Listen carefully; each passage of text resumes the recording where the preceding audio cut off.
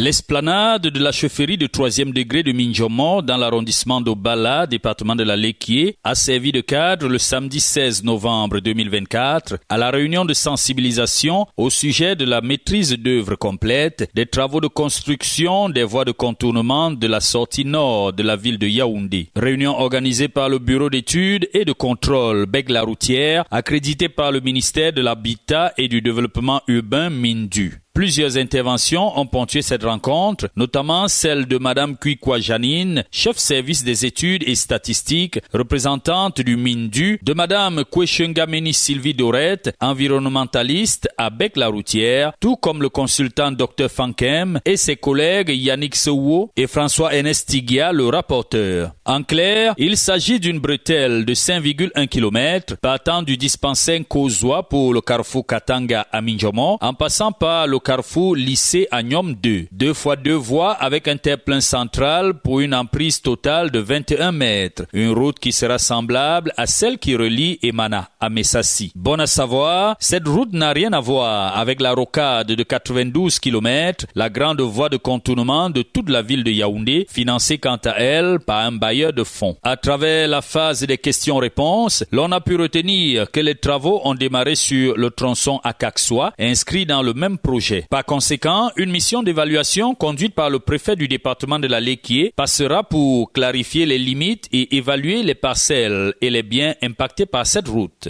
Le chef de Minjomo et quelques habitants ont égrené un chapelet de doléances partant du recrutement des jeunes de Minjomo par l'entreprise en charge des travaux jusqu'à la construction d'un forage ou tout au moins l'extension du projet Paépis en passant par la création d'un dispensaire, d'un espace de sport et loisirs, d'un centre de formation professionnelle, entre autres. C'est autour de 17h30 que le procès verbal a été lu et approuvé, marquant ainsi la fin de cette réunion de sensibilisation. Conduit par Sa Majesté Atangana Bena, chef de 3e degré de Minjomo, les membres de la délégation Mindu et bureau d'études ont clôturé en toute convivialité leur séjour à Minjomo.